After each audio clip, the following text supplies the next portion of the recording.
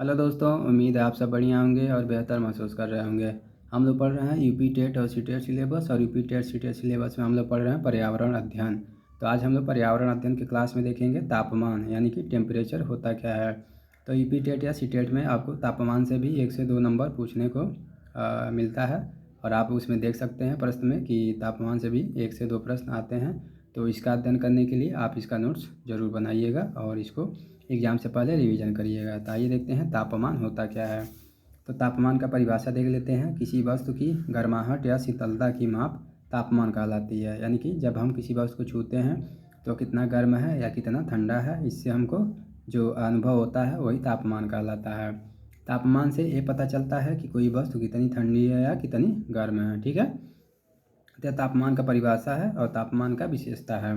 अब कह रहा है तापमान को मापने के लिए कुछ पैमानों का इस्तेमाल किया जाता है। जैसे सेल्सियस पैमाना होता है। सेल्सियस पैमाना को सेंटीग्रेड पैमाना भी कहा जाता है और इसको 0 डिग्री से प्रदर्शित किया जाता है, डिग्री सेल्सियस से प्रदर्शित किया जाता है। ठीक है ना। और यह जो है फ़ारेनहाइट पैमाना है। फ़ारेनहाइट को पैमाने को डिग्री एफ से यानी कि डिग्री फ़ारेनहाइट से प्रदर्शित किया जाता है। यह जो है केल्विन पैमाना है। केल्विन पैमाने को के से प्रदर्शित किया जाता है। अब अगला कह रहा है तापमान मापने के लिए थर्मामीटर नामक यंत्र का इस्तेमाल किया जाता है। तो ये भी पूछता है तापमान मापने के लिए किसका प्रयोग किया जाता है। तो थर्मामीटर नामक यंत्र का इस्तेमाल किया जाता है। अब हम बारी बारी से सभी पैमानों के बारे में अध्ययन करेंगे। तो आइए देखते हैं। सबसे पहले सेल्सियस पैमाने के बारे में पढ़ते हैं। तो ऊपर हमने पढ़ा है सेल्सियस पैमाना को सेंटीग्रेड पैमाना भी कहा जाता है। तो जिस ताप पर जल या पानी बर्फ़ बन जाता है या जम जाता है उसे हम 0 डिग्री सेल्सियस कहते हैं। और 0 डिग्री सेल्सियस को ही लोअर फिक्स पॉइंट कहा जाता है। और जिस तापमान पर पानी उबलने लगता है उसे 100 डिग्री सेल्सियस कहा जाता है। तो सेल्सियस पैमाने में हम देखेंगे जिस तापमान पर जल या पानी बर्फ़ बन जाता है या जम जाता है उसे हम 0 डिग्री सेल्सियस कहते हैं। और 0 डिग्री सेल्सियस को ही लोअर फिक्स पॉइंट भी कहा जाता है। पूछता है लोअर फिक्स पॉइंट कहा जाता है तो 0 डिग्री सेल्सियस को कहा जाता है। और जिस तापमान पर पानी उबलने लगता है उसको 100 डिग्री सेल्सियस कहा जाता है। यानी कि 100 डिग्री सेल्सियस पर ही पानी उबलने लगता है।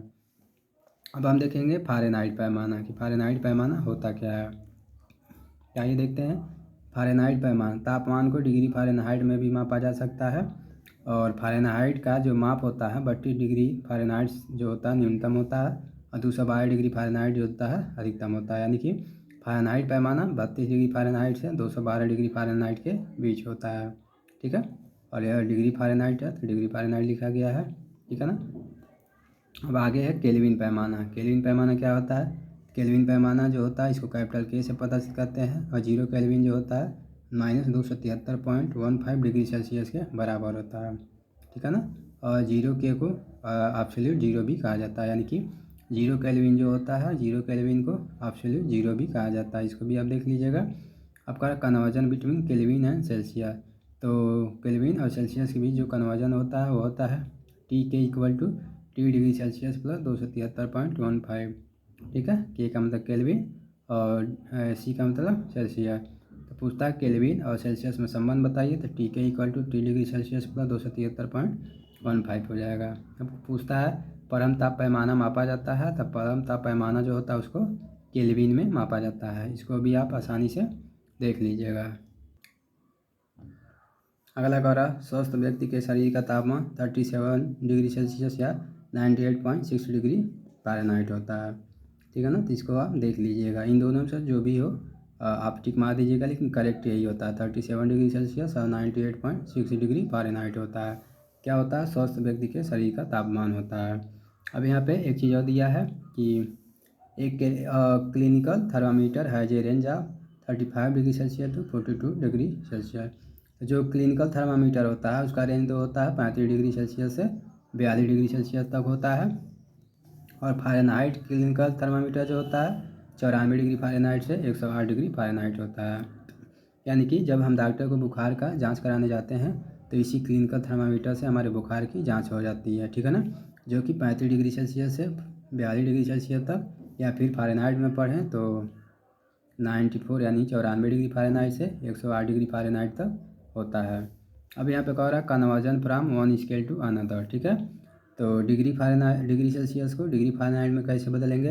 तो 100 डिग्री सेल्सियस जो होता है 212 डिग्री फ़ारेनहाइट के बराबर होता है। यानी कि सेल्सियस का हाईएस्ट पॉइंट और फ़ारेनहाइट का जो हाईएस्ट पॉइंट होता है एक दूसरे के बराबर होता है, और 0 डिग्री सेल्सियस जो होता है 32 डिग्री फ़ारेनहाइट के बराबर होता है। ठीक है, इन दोनों को देखिएगा और इसको याद रखिएगा। -18 डिग्री सेल्सियस जो होता है 0 डिग्री फ़ारेनहाइट के बराबर होता है। तो इन तीन चीज़ों को आप याद रखिएगा, ये तीनों चीज़ें पूछता है। अब कह रहा -40 degree Celsius and -40 degree Fahrenheit is the temperature at which Celsius and Fahrenheit scale shows similar value, यानी कि -40 डिग्री सेल्सियस और -40 डिग्री फ़ारेनहाइट का जो वैल्यू होता है वो आपस में बराबर होता है, समान होता है। इसको भी आप देख लीजिएगा। अब अगला कह रहा है कन्वर्जन बिटवीन द स्केल। तो 100 डिग्री सेल्सियस का जो इंटरवल होता है 180 डिग्री फ़ारेनहाइट के इंटरवल के बराबर होता है, और इंटरवल कैसे निकाला जाता है, अपर पॉइंट में से लोअर पॉइंट को घटा के। ठीक है, और यहाँ पे 1 डिग्री सेल्सियस का इंटरवल जो होगा 180 और 100 की इधर कर देंगे, 180/100 डिग्री फ़ारेनहाइट के इंटरवल के बराबर हो जाएगा।